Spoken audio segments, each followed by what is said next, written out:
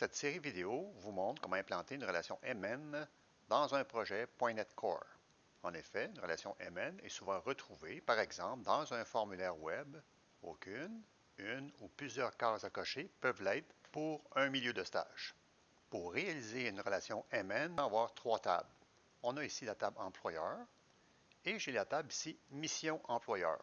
Un employeur peut avoir plusieurs missions et une mission peut se retrouver dans plusieurs employeurs, d'où la relation MN.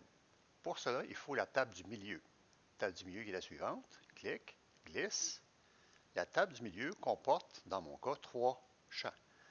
Un premier champ qui est la clé primaire unique dans ma table employeur mission milieu et les clés étrangères sont en fait les clés primaires qu'on retrouve dans chacune des tables. Employeur ID, clic, je glisse sur employeur ID, applique l'intégrité, créer. On voit nettement la relation qui s'établit.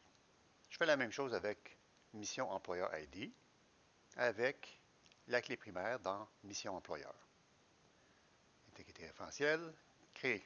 Avec cette configuration, j'ai ma relation MN, qui en fait se compose de deux relations 1N. Concrètement, si on regarde dans employeur, double-clic, j'ai les employeurs ici, j'ai mes missions employeurs ici, 1, 2, 3, et j'ai ma table du milieu, employeur, mission employeur. Il s'agit simplement de faire les combinaisons des valeurs dont on souhaite avoir. Par exemple, dans employeur, je vais prendre le premier ici, Bell, avec sa clé, CTRL-C. Je vais aller dans la table du milieu. Dans employeur ID, je vais mettre le numéro de l'employeur. Et dans mission 1, ensuite, je peux prendre le même employeur, CTRL-V, et l'associer à la mission 2. De cette façon, j'aurai deux cases à cocher pour l'employeur Bell, à savoir la case numéro 1, qui est téléphone filaire, et la téléphonie cellulaire pour le 2. On voit très bien qu'un employeur peut avoir plusieurs missions et qu'une mission peut se retrouver dans plusieurs employeurs. En effet, je m'en vais dans l'employeur, je choisis e-box, CTRL-C, je reviens dans la table du milieu, je m'en vais dans employeur et j'associe la mission 1. Ainsi, la même mission peut se retrouver dans plusieurs employeurs et un employeur peut avoir plusieurs missions.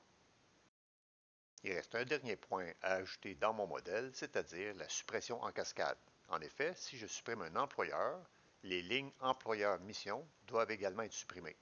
Nous allons activer la suppression en cascade.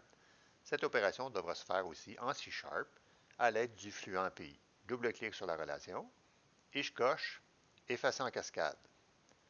OK. J'ouvre la table employeur et j'ouvre la table du milieu employeur-mission. Dans la table du milieu, Bell possède deux enregistrements, ceux-là. Si je vais dans employeur et je supprime Bell, bouton droit, supprimer l'enregistrement, je dis oui, et que je reviens dans la table du milieu, les deux lignes ont été supprimées. L'intégrité des données est assurée. Et nous allons voir comment traduire ça en C#.